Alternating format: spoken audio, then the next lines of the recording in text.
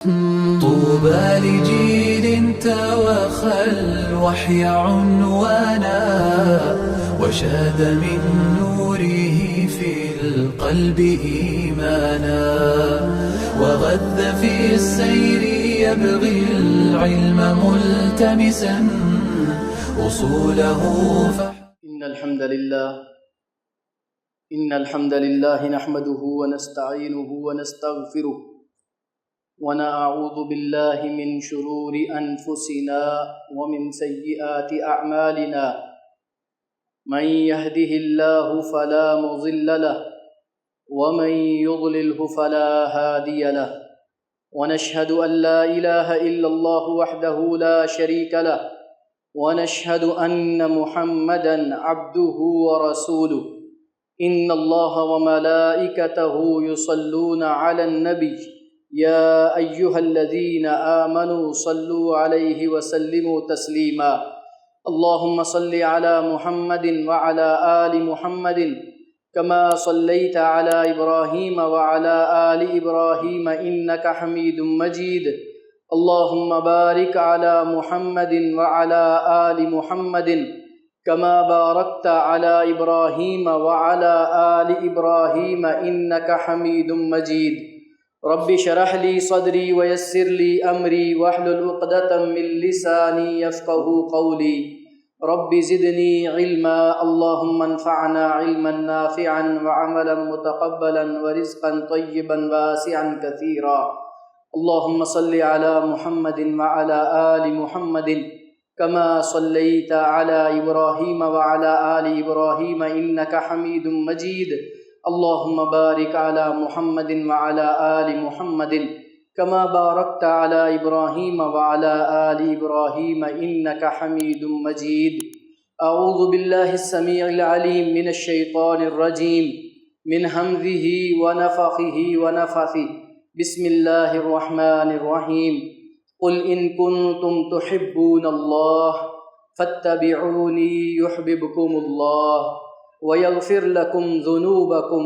والله غفور رحيم قل أطيعوا الله والرسول فإن تولوا فإن الله لا يحب الكافرين قال النبي صلى الله عليه وآله وسلم من أحب سنتي فقد أحبني ومن أحبني كان معي في الجنة أو كما قال النبي صلى الله عليه وسلم أما بعد إن خير الحديث كتاب الله وخير الهدي هدي محمد صلى الله عليه وآله وسلم وشر الأمور محدثاتها وكل محدثة بدعة وكل بدعة ضلالة وكل ضلالة في النار تمام تعریفیں اللہ وحدہ لا شریک کے لیے، وہ رب العزت ہی پوری کائنات کا خالق و مالک، رازق، داتا، لجپال، بگڑیاں بنانے والا، غوث اعظم، دستگیر، اولادیں عطا کرنے والا، عزت اور ذلت، موت اور زندگی کا اللہ اکیلا مالک ہے، اس کا کوئی بھی شریک نہیں۔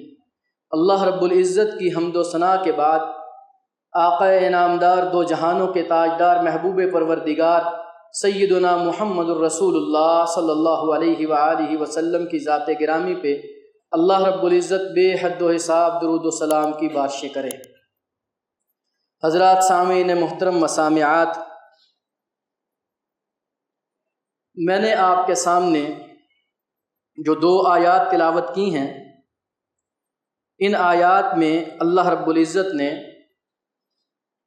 اپنی محبت کے لیے ایک نسخہ بتایا ہے۔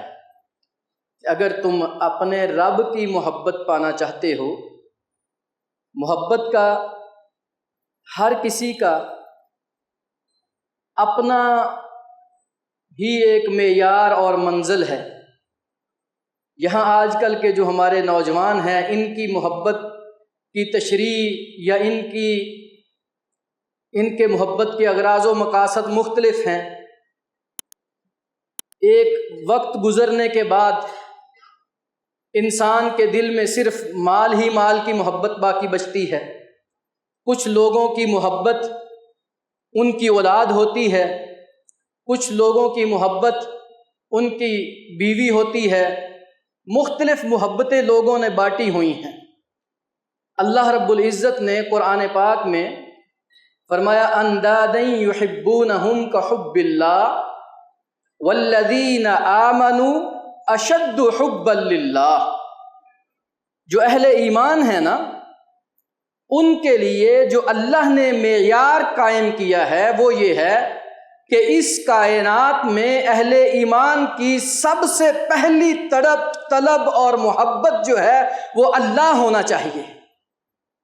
والذین آمنوا اشد حبا للہ، یہ سب سے زیادہ، سب سے پہلی اور سب سے زیادہ محبت کرنے والے ہیں اپنے اللہ کے ساتھ، رب کے ساتھ۔ اب اللہ سے محبت کرنا، اور میں سمجھتا ہوں کہ محبت ہے ہی دو طرفہ۔ عشق ایک بازاری سا لفظ ہے، وہ یک طرفہ ہوتا ہے کہ کسی ایک سائڈ سے کوئی اگر چاہتا ہو تو اسے عشق شاید کہہ دیا جاتا ہے۔ محبت ہوتی ہے کہ دونوں طرف سے ہی پیار ملے، دونوں طرف سے ہی محبت ہو۔ اب وہ محبت جو اہل ایمان میں اللہ کے لیے ہونی چاہیے، اور پھر یہ اللہ کی محبت کو کس طرح سے پا سکیں گے، اس کے لیے اللہ نے ان دو آیات میں بڑی مختصر سی بات کر کے بات مکمل کر دی ہے۔ قل، اے میرے پیارے نبی صلی اللہ علیہ وآلہ وسلم، آپ فرما دیجئے، کہہ دیجئے، ان کنتم تحبون اللہ، اے اہل ایمان، اگر تم یہ چاہتے ہو کہ اللہ بھی تمہارے ساتھ محبت کرے، یہ کوئی عام بات نہیں ہے۔ رب کی محبت مل جانا، یہ میں سمجھتا ہوں کہ کائنات کا سب سے بڑا اعزاز ہے۔ اور اللہ کیا فرما رہے ہیں؟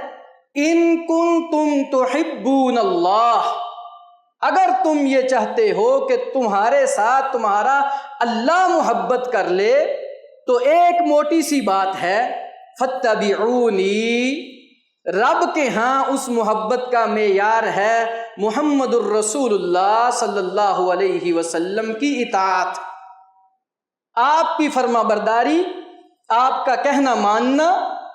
یہی ایک ایسا عمل ہے جو اللہ کو تمہارے ساتھ محبت کرنے پہ مجبور کر دے گا۔ یحببکم اللہ، ہاں، فاتبعونی اگر ہو جائے، محمد الرسول اللہ صلی اللہ علیہ وسلم کے ساتھ آپ ان کی اتباع کرنا شروع ہو جائیں، صبح سے لے کے شام تک، رات سے لے کے صبح تک، آپ کے 24 گھنٹوں کا ایسا سکیجول بن جائے، آپ کی زندگی کا ایک پورا ایسا پرفارما بن جائے کہ آپ کی فجر بھی ہوتی ہے تو اس طرح جس طرح محمد الرسول اللہ صلی اللہ علیہ وآلہ وسلم جب صبح کے لیے اٹھتے تو آپ سب سے پہلے الحمدللہ الذی احیانا بعدما اماتنا والیہ النشور دعا پڑھتے، سب سے پہلے اللہ کے نبی صلی اللہ علیہ وسلم جو دعا پڑھتے، ہماری بھی صبح اسی طرح ہو، اسی دعا کے ساتھ ہو، ہمارا بھی پورے دن کا شیڈول اسی طرح سے ہو جائے جس طرح رسول اللہ صلی اللہ علیہ وآلہ وسلم کے 24 گھنٹے گزرتے تھے، ہمارے بھی اسی طرح من و عن گزرنا شروع ہو جائیں۔ اگرچہ ایگزیکٹلی 100% 100% نہیں ممکن، کیونکہ ہم نے اللہ کے نبی صلی اللہ علیہ وسلم کو دیکھا نہیں، آپ کے دور کو نہیں پایا، ہم قرون اولیٰ کے لوگ نہیں ہیں، ہم تو 1400 سال بعد کے لوگ ہیں، لیکن جو رسول اللہ صلی اللہ علیہ وآلہ وسلم کی زندگی ہمارے پاس موجود ہے، ہم تک پہنچی ہے، کس طرح سے اللہ کے نبی صلی اللہ علیہ وآلہ وسلم نے فرمایا من احب سنتی فقد احبنی، جس نے میری سنت یعنی میرے طریقے کے ساتھ محبت کی، ومن احبنی، جس نے میرے ساتھ محبت کی، جس نے میری سنت سے محبت کی، گویا کہ اس نے مجھ سے محبت کی، ومن احبنی، جس نے مجھ سے محبت کی، کان معی فی الجنہ، وہ جنت میں بھی میرا ساتھ ہوگا۔ دو باتیں یہاں پہ ہمارے سامنے آ گئیں۔ سب سے پہلی بات، اللہ کی محبت ہمیں کیسے ملے گی؟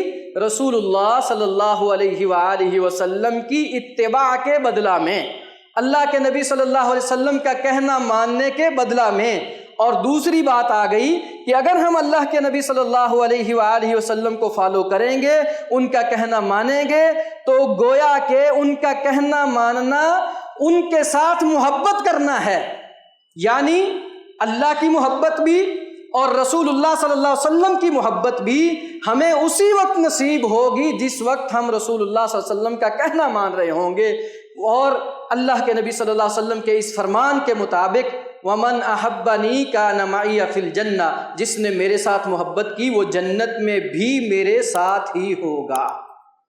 فَاتَّبِعُونِي يُحْبِبْكُمُ اللَّهُ، جو اللہ سے محبت چاہتا ہے رسول اللہ صلی اللہ علیہ وسلم کی اتباع کر لے، آپ کا کہنا مان لے، یحببکم اللہ، سیدھی سی بات ہے اللہ اس سے محبت کر لے گا۔ اللہ جب آپ محبت ہم سے کریں گے تو پھر اس کے بعد ہمیں کوئی بڑا انعام بھی ملے گا؟ تو بھائی ایک ہی انعام ہے، یہ جو پوری زندگی گزار دیتے ہو، مارے مارے پھرتے ہو، کبھی نمازیں پڑھتے ہو، کبھی روزے رکھتے ہو، کبھی صدقے کرتے ہو، خیرات کرتے ہو، یہ اپنے ماتھے گھساتے ہو، کس لیے؟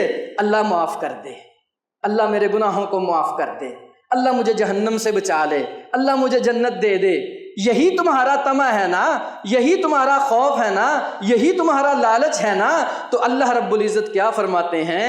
جب رب تمہارے سے محبت کرے گا تو اس کا سب سے پہلا اور بڑا انعام یہ ملے گا وَيَغْفِرْ لَكُمْ ذُنُوبَكُمْ، اللہ تمہارے گناہوں کو معاف کر دے گا۔ وَاللَّهُ غَفُورٌ الرحیم، وہ اللہ ہی تو ہے جو معاف کرنے والا اور رحم کرنے والا ہے۔ بھلا رب کے علاوہ کون معاف کر سکتا ہے؟ کون تمہارے اوپر رحم کر سکتا ہے؟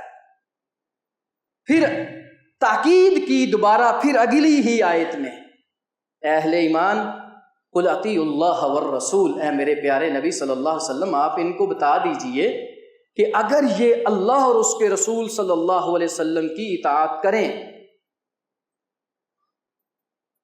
قل اطیعوا اللہ والرسول، آپ کو چاہیے کہ اللہ اور اس کے رسول کی ہی اطاعت کریں۔ فَإِن تَوَلَّوْا، ہاں اگر آپ میں سے کوئی کلمہ پڑھنے والا بھی اپنا رخ اللہ اور اس کے رسول کے علاوہ کسی اور طرف پھیرنے کی کوشش کرے گا، فَإِنَّ اللَّهَ لَا يُحِبُّ الْكَافِرِينَ، سخت لفظ ہے، سخت ترین لفظ ہے۔ میرے پاس اتنی اتھارٹی نہیں ہے، پاور نہیں ہے کہ میں کسی کے اوپر کفر کا فتویٰ لگاؤں، رب کے قرآن کا ترجمہ کر رہا ہوں صرف۔ فَإِن تَوَلَّوْا، ہر وہ شخص جو اپنا رخ اللہ اور اس کے رسول صلی اللہ علیہ وسلم سے پھیر لے گا، فَإِنَّ اللَّهَ لَا يُحِبُّ الْكَافِرِينَ، رب ان منکروں سے، انکار کرنے والوں سے، کفر کرنے والوں سے، پھر جانے والوں سے محبت نہیں کرتا۔ یہ وہی ضابطہ ہے، اللہ کا بھی دورنگی چھوڑ دے، یک رنگ ہو جا، یا موم ہو جا یا سنگ ہو جا، یا رحمان والا بن جا یا شیطان والا بن جا۔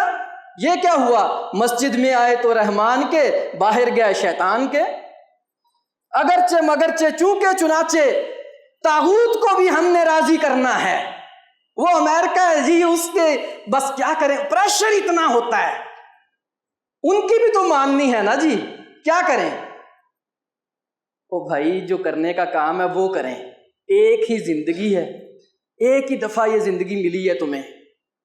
ہاں اگر اللہ نے تمہیں عزت دے دی ہے، اقتدار مل گیا ہے، تب بھی اگر اقتدار نہیں ملا تب بھی آپ گھر میں اپنی گھریلو زندگی گزار رہے ہیں، کہیں افسر شاہی کی زندگی گزار رہے ہیں، کسی عدالت کی زندگی گزار رہے ہیں، یا آپ کسی تخت کے اوپر بیٹھ کے حکومت کر رہے ہیں، تمہارے سامنے پیمانہ ایک ہی ہے، اللہ کے نازل کردہ احکامات کو فالو کرو، اس کو مانو۔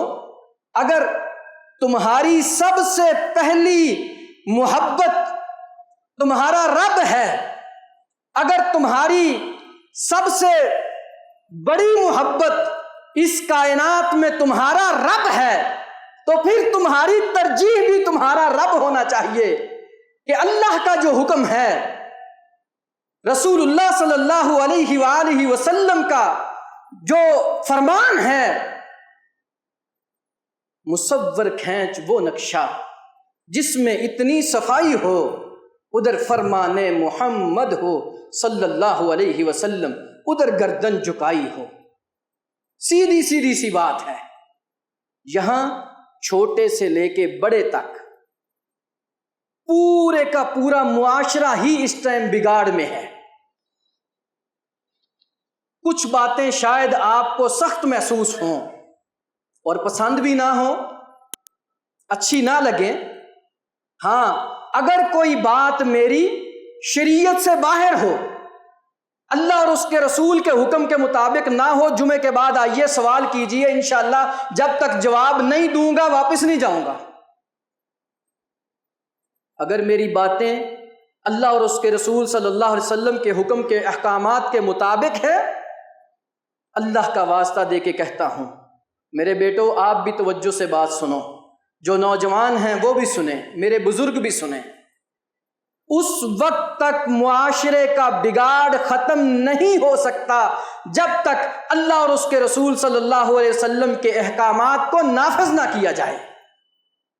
وَمَن لَّمْ يَحْكُم بِمَا أَنزَلَ اللَّهُ، ایک سے زیادہ بار آپ کو یہ الفاظ ملیں گے۔ اللہ فرماتے ہیں فَأُولَٰئِكَ هُمُ الْفَاسِقُونَ۔ بڑے بڑے فتوے رب نے لگائے ہیں ان لوگوں پہ جو اللہ کے احکامات، نازل کردہ احکامات پہ عمل نہیں کرتے۔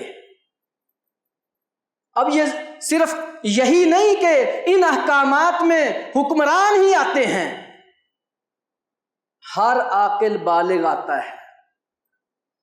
یہ میرا 4 5 6 فٹ کا جو وجود ہے نا، اس کے اوپر میری حکومت ہے۔ میں بڑا بعض اوقات سوچ کے پریشان ہو جاتا ہوں۔ پچھلے دنوں کوئٹہ میں ایک بین المسالک ہم آہنگی کے حوالہ سے ایک کانفرنس تھی، وہاں جو صاحب بھی آ رہے تھے سپیکر، وہ آ کے سب سے بات ہی یہاں سے شروع کرتے تھے کہ امریکہ نے یوں کر دیا ہمارے ملک کے ساتھ، گورے نے یوں کر دیا ہمارے ملک کے ساتھ۔ جب میری باری آئی تو میں نے کہا بھائی بات یہ ہے کہ آپ سب کی باتوں کو میں سچ تسلیم کرتا ہوں، لیکن اس کے بعد کم از کم سب سے ہلکے نچلے درجے میں جا کے ہم اپنے 6 فٹ کے وجود کے اوپر، 5 فٹ کے وجود کے اوپر تو ہم شریعت نافذ کر سکتے ہیں نا۔ بھائی کون سا امریکہ آ کے کہتا ہے مسجد سے جوتے اٹھا کے جاؤ؟ مجھے بتلائیے۔ ہمارے دل سے آنسو نکلتے ہیں، خون کے آنسو۔ ایک پانی والا کولر لگا ہو، اس کے ساتھ بھی گلاس کو باندھنا پڑتا ہے اسلامی جمہوریہ پاکستان میں۔ پھر تکلیف شروع ہو جاتی ہے، اپنے ملک میں آپ اس طرح کی باتیں کر رہے ہیں۔ بھائی اس لیے کر رہا ہوں کہ شاید ہماری بیماری ہم سے دور ہو جائے۔ میں چاہتا ہوں کہ امت کا، اس قوم کا سب سے بڑا مصلح، اس ممبر و محراب میں کھڑے ہونے والا وہ خطیب، وہ عالم دین ہوتا ہے، اس نے ہی اصلاح کرنا ہوتی ہے۔ آج تک کوئی ایک تاجر مجھے آ کے بتائے کہ ہاں جی فلاں امریکہ نے آ کے ہمارا ہاتھ پکڑا اور ہمیں مجبور کیا کہ دودھ میں پانی ڈالیں۔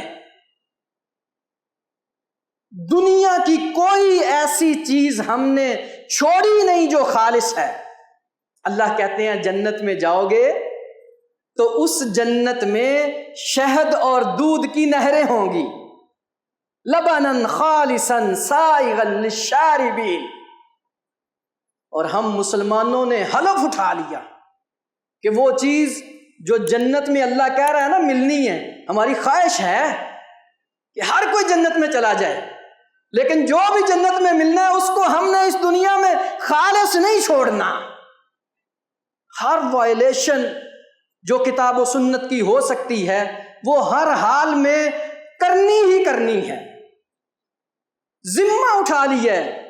کون سا انگریز آ کے کہتا ہے کہ اپنے ترازوؤں کے نیچے ایسے وہ سکیل کے وہ لگا لیں، کوئی مقناطیس لگا لیں نیچے کہ آپ کا جو تول میں کمی ہو جائے؟ 1000 پیٹرول پمپ میں سے شاید آپ کو 5-10 ایسے مل جائیں جس سے آپ کو پورا 1000 ملی لیٹر 1 لیٹر میں ملے پیٹرول، ورنہ میں نے بڑے بڑے یقین جانے مذہبی لوگ دیکھے ہیں. ہمارے سامنے بھائی میجر عبد المجید صاحب بیٹھے ہیں، ان کے علم میں ہے. ایک صاحب ان کے پیٹرول پمپ تھے، انہوں نے کہا جی میں نے فتویٰ لیا ہوا ہے. کس چیز کا؟ وہ جی 2 لائنیں ہم نے اس میں سے کم کر کے بیچنی ہیں.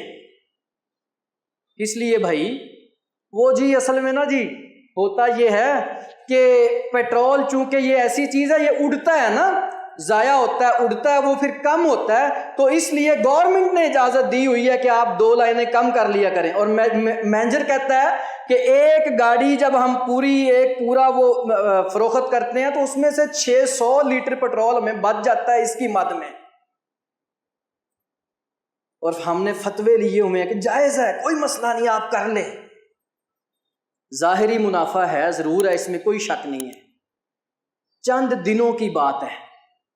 یہ منافع جب کھاؤ گے تو اندر جا کے یہ غذا نہیں بنے گا، بیماری بنے گا. کعبہ کے رب کی قسم، اس دنیا میں بھی بھگت کے جاؤ گے، آخرت میں پھر جوتے کھانے پڑیں گے. نجات ایک ہی چیز میں ہے. قل ان کنتم تحبون اللہ فاتبعونی یحببکم اللہ. میرے سے زیادہ آپ جانتے ہیں معاشرے کا بگاڑ کیا ہے. روزمرہ آپ زندگی گزار رہے ہیں، کون کہاں پہ کیا کر رہا ہے. اس ٹائم بڑے بڑے حاجی صاحبان، نمازیوں کی صرف بات نہیں کر رہا، نمازیوں کے ساتھ بڑے بڑے حاجی صاحبان بھی سود میں ڈوبے ہوئے ہیں. اتنے بڑے آنسو بھی نکالتے ہیں اور سود بھی نہیں چھوڑتے، پھر کہتے ہیں اللہ ہمارے حالات بہتر کر دے، اللہ ہمارے حالات بہتر کر دے. اور ساری زندگی شریعت کا مزاج کیا تھا؟ قل اطیعوا اللہ والرسول، یار اللہ اور اس کے رسول صلی اللہ علیہ وسلم کی اطاعت کرو. اب اللہ اور اس کے رسول کی اطاعت کہاں سے ملے گی؟ بازاروں سے ملے گی، درباروں سے ملے گی، کہیں دفتروں سے ملے گی. اللہ اور اس کے رسول کی اطاعت ملنی تھی آپ کو مسجد سے، مدرسے سے، منبر سے، محراب سے، رسول اللہ صلی اللہ علیہ وسلم کے اوپر نازل کردہ رب کی کتاب اللہ کے قرآن سے. افسوس سے کہنا پڑتا ہے زندگی پوری کی پوری گزر جاتی ہے، ایک مرتبہ بھی پوری زندگی میں ہم نے اس قرآن کو ترجمے سے نہیں پڑھا ہوتا. جھانکیے اپنے گریبانوں میں. میں یہاں آپ میں سے لوگوں کو کھڑا نہیں کرنا چاہتا، یہ شریعت کا مزاج ہی نہیں ہے، لیکن میں یہ تو کہہ سکتا ہوں نا، اپنے ہی من میں ڈوب کے پاجا سراغ زندگی. تو میرا نہیں بنتا تو نہ بن، اپنا تو بن، میں تو تیرا رونا رو رہا ہوں بھائی.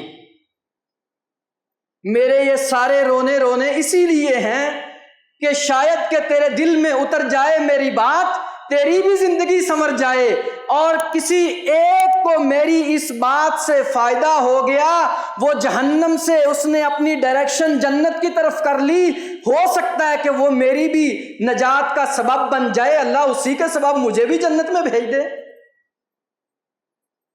کہنا کیا چاہتا ہوں، قرآن کی تعلیم ضروری کر لیجئے اپنے اوپر.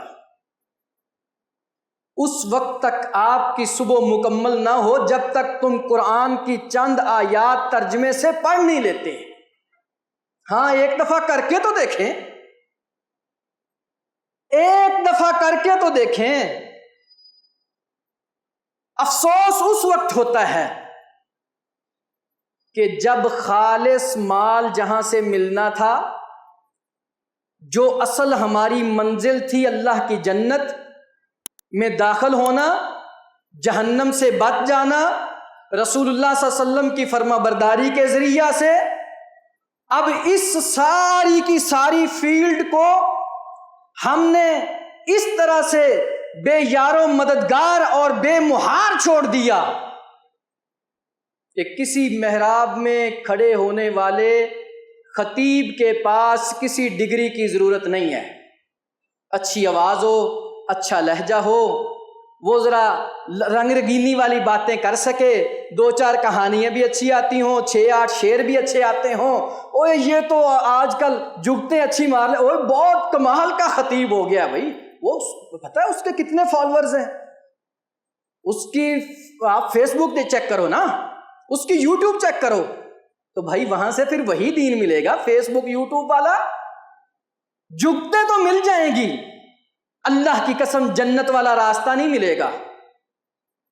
جنت والا راستہ اسی وقت ملے گا کہ جب آپ کا وہ عالم دین جس کی آپ بات سن رہے ہیں وہ خود بھی قرآن پڑھا ہوگا، وہ حدیث پڑھا ہوگا، اس کے پاس علم ہوگا، اور پھر آپ کو بھی یہی کہے گا کہ بھائی اللہ کا واسطہ ہے خود بھی اللہ کا قرآن پڑھو، رسول اللہ صلی اللہ علیہ وسلم کی سنت پہ عمل کرو، اور آپ اپنے بچوں کو بھی اسی تعلیم کے اوپر لگاؤ تاکہ تمہارا مستقبل جو ہے وہ سنہرا ہو سکے. اصل فیوچر تو یہ تھا جس کو ہم بھول گئے. جو سب سے کمزور ترین دماغ والا بچہ ہے اسے اٹھاؤ مدرسے میں بھیج دو. کسی کی نظر کمزور ہے اٹھاؤ مدرسے میں بھیج دو. کسی کی ٹانگیں جو ہیں وہ خراب ہیں اس کو اٹھاؤ مدرسے میں بھیج دو. اس کی زبان میں لکنت ہے اٹھاؤ مدرسے میں بھیج دو. یہ پاکستان کا سب سے ذہین ترین بچہ ہے، ایچیسن، بیکن ہاؤس، جی سی. یہ نہیں اس بچے کے ساتھ زیادتی ہے کہ آپ اس کو مدرسے میں داخل کروائیں گے. تو پھر ہم اسپیکٹ یہ کر رہے ہوتے ہیں کہ کائنات کی بہترین ڈگری جو ہے وہ اللہ کے قرآن کی تعلیم کی ڈگری ہے، جس کو رب نے ان افضلکم من تعلم القرآن وعلمہ کہا، ان خیرکم من تعلم القرآن وعلمہ کہا. اس کائنات کی سپرلیٹو بیسٹ ترین ڈگری جو ہے اس کو ہم اسپیکٹ کر رہے ہیں کہ ان لنگڑے لولے دماغ کے کمزور ترینوں سے ہم اپنی یہ امیدیں لگا کے بیٹھے ہیں کہ وہ دنیا کی بہترین ڈگری ان کو ملے گی اور دنیا کا بہترین علم ان کے ذریعے سے ہم تک پہنچے گا.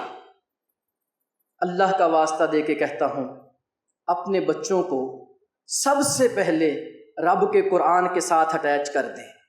اگر اب بھی چاہتے ہو کہ تم زندہ رہو، مر کے بھی زندہ رہو گے اگر بچوں کو قرآن کی تعلیم دو گے. کہیں ایک چھوٹا سا واقعہ بیان کرتا ہوں. ہم نے یہ سمجھ لیا ہے کہ جتنا جدید ترین سوشل میڈیا کو زیادہ سے زیادہ استعمال کریں گے نا، اتنا ہم زیادہ پبلک میں معروف ہو جائیں گے، مشہور ہو جائیں گے. آپ لوگوں نے ایک واقعہ سنا ہوگا، صحابی رسول ہیں، ان کے گھر میں مہمان آ گیا اور کھانا ایک ہی بندے کا تھا. ایک ہی بندے کا کھانا گھر میں موجود تھا. اب صحابی رسول نے اس مہمان کو کھانا کھلانا ہے اور خود بھوکے رہنا ہے، اور وہاں کی ثقافت یہ ہے کہ مہمان کے ساتھ بیٹھ کے کھانا کھایا جاتا ہے. اہلیہ کو یہ بات سمجھائی گئی، بتا دی گئی کہ جب ٹیبل پہ بیٹھیں یا جس جگہ پہ بھی بیٹھیں کھانے پہ، تو کسی صورت کسی طرح وہ جو دیا ہے نا اس کو بجھا دینا. ہوگا کیا کہ میں ویسے ہی منہ ہلاتا رہوں گا اور ایک ہی بندے کا کھانا ہے، اندھیرے میں وہ جو ہمارا مہمان ہے وہ پیٹ بھر کے کھانا کھا لے گا. یہ واقعہ کب ہوا؟ 1400 سال پہلے. 1400 سال بعد بھی آج وہ شخص اس کائنات میں معروف ہے، اس کا یہ واقعہ مشہور ہے. اس وقت کوئی دنیا کا سوشل میڈیا نہیں تھا. سب سے بہترین تمہاری نیک نامی اگر ہوگی تو میرے رب کی ذات ہے، اللہ کی ذات تمہاری نیک نامی کرے. اللہ جس سے محبت کرتا ہے، آسمان میں اللہ اس کی خیر کے، اس کے لیے خیر کی باتیں کرتا ہے، اللہ اس کا ذکر خیر کرتا ہے اپنے ملائکہ میں. پھر ان ملائکہ کی ڈیوٹی لگا دی جاتی ہے کہ جاؤ پوری دنیا میں چلے جاؤ، علاقوں میں پھیل جاؤ، اور اس بندے کے لیے خیر کے کلمات، اس کے لیے اچھائی کے کلمات کہنا شروع کر دو۔ تم سوشل میڈیا نہیں بھی استعمال کرو گے، پھر بھی تمہاری نیک نامی رب کروانا چاہے گا تو پوری کائنات میں ہو جائے گی۔ میں بات کروں گا پھر کسی پہ ہٹ ہو جائے گی، اگر بدنامی والی بات ہو پھر بھی اسی طرح ہی ہوتا ہے۔ اللہ آسمانوں پہ اس بندے کی جو غلط کرتوتیں ہیں ان چیزوں کا ذکر کرے، وہ ملائکہ زمین میں آئیں، آ کے آپس میں بھی ڈسکس کریں، تو پوری دنیا میں اس کی بدنامی ہو جائے گی۔ وہ جہاں بھی جائے گا وہیں اس کے لیے نعرے لگنا شروع ہو جائیں گے، وہیں اس کی بدنامی ہوگی۔ تو میرے محترم بھائیوں، ایک ہی چھوٹا سا یہ نکتہ ہے، قُلْ إِن كُنتُمْ تُحِبُّونَ اللَّهَ، چاہتے ہو نا کہ اگر اللہ تم سے محبت کر لے، اور اللہ کیا فرماتے ہیں؟ وَالَّذِينَ آمَنُوا أَشَدُّ حُبًّا لِلَّهِ، یہ اہل ایمان جو ہوتے ہیں ان کی پرائرٹی یہی ہوتی ہے کہ ان کی رب سے محبت ہو جائے۔ فَاتَّبِعُونِي، اس کے لیے محمد الرسول اللہ صلی اللہ علیہ وسلم کی اطاعت کر لیں۔ آپ کی اتباع، آپ کی اطاعت کس طرح سے ہوگی؟ اللہ کے قرآن کے ذریعہ سے، محمد الرسول اللہ صلی اللہ علیہ وسلم کی حدیث کے ذریعہ سے۔ قرآن کا علم حاصل کیجئے، ترجمے کے ساتھ قرآن کو پڑھیے، حدیث کو ترجمے کے ساتھ پڑھیے، روزمرہ کی زندگی اس کے مطابق گزارنا شروع کر دیجئے۔ آج کل پرسوں، آج سے تمہارا کل بہتر ہوگا، کل سے پھر آنے والا کل بہتر ہوگا۔ انشاءاللہ یہ دنیاوی زندگی بھی سنہری ہو جائے گی، اور آخرت میں بھی اللہ اپنی جنت میں داخل کر دے گا۔ وما توفیق الا باللہ، علیہ توکلت و الیہ انیب۔